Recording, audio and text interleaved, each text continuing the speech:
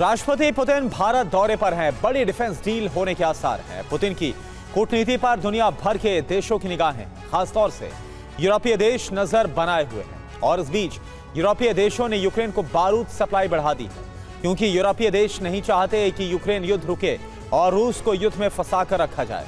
अब पुतिन भारत दौरे के बाद रूस पहुंचकर बड़ा फैसला ले सकते हैं, जिससे यूरोप में भारी तबाही आ सकती है।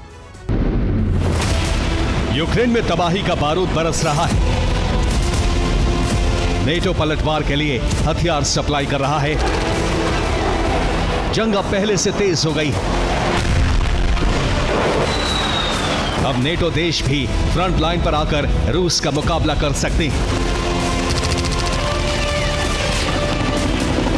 पूरे यूरोप में हड़कंप मचा हुआ है। व्लादिमीर पुतिन के भारत दौरे से यूरोपीय देश घबराए हुए हैं।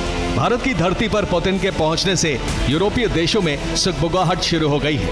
आखिर पुतिन लगातार कई देशों के दौरे कर रहे हैं। खासतौर से भारत दौरे के पीछे वजह क्या है? पुतिन की कूटनीति से ब्रसेल्स में कोहराम मचा हुआ है। इस बीच अमेरिका को छोड़कर बाकी नेटो देशों ने एक सीक्रेट मीटिंग की है, जिसमें यूक्रेन को ज्यादा से ज्यादा बारूद देने पर सहमति बनी है। यानी नेटो का इरादा साफ है कि वो यूक्रेन को युद्ध में बनाए रखना चाहता है। हालांकि नेटो साथ में यह भी कह रहा है कि वो शांति चाहता है। अब ये कौन समझाए कि हथियारों की सप्लाई से शांति का रास्ता कैसे तैयार होगा?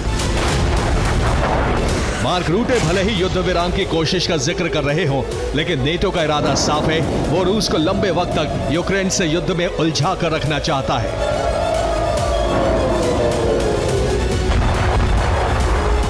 इसकी पहली वजह है रूस विस्तार के लिए आगे नहीं बढ़ पाएगा। दूसरी वजह है नेटो को ज्यादा हथियार बनाने का वक्त मिल जाएगा। तीसरी वजह है यूक्रेन के साथ मिलकर यूरोपीय देश युद्ध लड़ पाएंगे। चौथी वजह है बिना अमेरिका यूरोपीय देश रूस से मुकाबले की तैयारी कर पाएंगे। पांचवी वजह है यूरोपीय देश लॉन्ग रेंज मिसाइलों का परीक्षण कर पाएंगे, क्योंकि नेटो को भी समझ आ चुका है कि यूरोप में शांति प्रस्ताव विफल होने वाला है, क्योंकि संधि की तमाम कोशिशें विटकॉफ और पुतिन की मीटिंग के बाद करीब करीब खत्म होती दिख रही है। इस बीच नेटो के आक्रामक तेवर सामने आए हैं। यानी वो युद्ध के लिए तैयार है, क्योंकि अमेरिका ने यूक्रेन से हाथ खींचने का ऐलान कर दिया है। पेंटागन की तरफ से कहा गया है यूक्रेन को लंबी दूरी के हथियार देने पर अमेरिका अभी और विचार करना चाहता है। हालांकि अमेरिकी हथियारों को किसी भी नेटो देश से खरीदने का विकल्प यूक्रेन के पास खुला है। इसका सीधा अर्थ है कि यूक्रेन से कोई डिफेंस डील अमेरिका नहीं करेगा।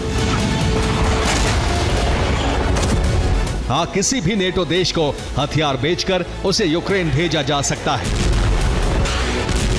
कुल मिलाकर अमेरिका हथियारों की सौदेबाजी कर रहा है। इस तरीके से वो पुतिन को नाराज करने से भी बच जाएगा और यूक्रेन तक हथियार भी पहुंच सकते हैं। लेकिन अमेरिका ने यह तस्वीर साफ नहीं की है कि वो नेटो की सैन्य सहायता करता रहेगा या फिर नेटो से भी हाथ खींच लेगा।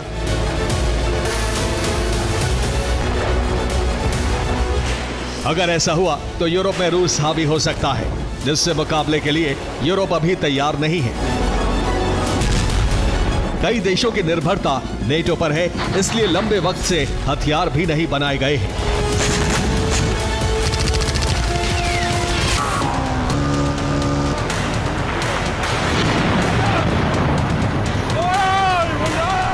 इस बीच यूरोपियन यूनियन के एक फैसले से रूस का भड़कना तय माना जा रहा है। यूरोपियन यूनियन ने तय कर लिया है कि वो यूरोप में रूस की सीज संपत्ति का इस्तेमाल यूक्रेन के लिए मिलिट्री फंड देने में करेगा। यूरोपियन यूनियन 2200 करोड़ के हथियार यूक्रेन को देने वाला है। इसके लिए रूस की सीज संपत्ति का इस्तेमाल किया जाएगा। यूक्रेन को कर्ज के रूप में सैन्य सहायता दी जा रही है। इससे पहले भी यूक्रेन को मिलिट्री पैकेज दिया गया था। रूस की संपत्ति से जुटाए फंड का इस्तेमाल होगा। इससे क्रेमलिन में कोहरा मच गया है। अब रूस ने धमकी दी है। यूक्रेन को हथियार सप्लाई करना युद्ध को भड़काने वाला कदम है। यूरोप को यूक्रेन युद्ध से अलग रहना चाहिए, लेकिन वो शांति का मार्ग छोड़ चुके हैं। नेटो पहले ही ऐलान कर चुका है, अगर अमेरिका यूक्रेन को हथियार सप्लाई नहीं करेगा तो यूरोपीय देश सुरक्षा के लिए पूरी ताकत लगा देंगे। और ऐसा हो भी रहा है।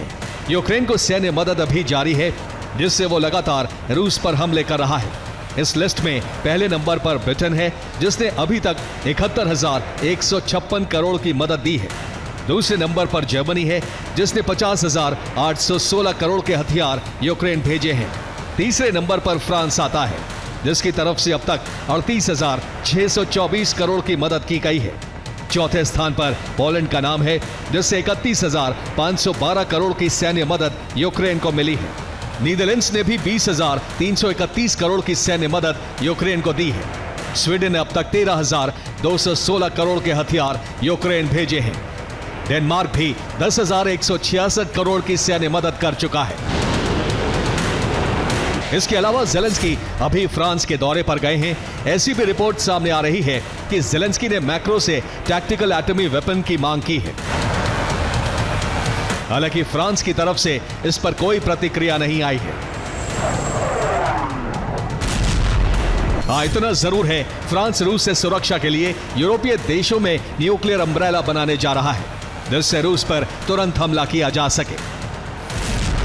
अभी जो समीकरण यूरोप में बन रहे हैं, उससे लग रहा है ब्रिटेन यूक्रेन को इंटेलिजेंस इनपुट दे रहा है, जर्मनी हथियारों का प्रोडक्शन कर रहा है, फ्रांस परमाणु हथियारों की तैनाती कर रहा है, पोलैंड और फिनलैंड में सैनिकों की तैनाती बढ़ाई जा रही है। हालांकि यूरोपीय देश दावा कर रहे हैं कि अभी भी शांति प्रस्ताव पर उनका विश्वास कायम है, लेकिन वो किसी भी कीमत पर इसमें ज़ेलेंस्की को नुकसान नहीं पहुंचने देंगे। जबकि ट्रंप के प्रस्ताव पर अब अगला फैसला तभी हो सकता है जब ट्रंप और पुतिन की बात हो। ऐसा कहा जा रहा है, भारत दौरे से लौटने के बाद पुतिन ट्रंप से फोन पर बात कर सकते हैं, लेकिन तब तक यूरोपीय देशों की बेचैनी बढ़ सकती है, क्योंकि पुतिन का अगला कदम क्या होगा इसकी जानकारी किसी को नहीं है। अभी तो सबकी निगाहें पुतिन के भारत दौरे पर हैं। Bureau report, TV9 Bharatvarsh.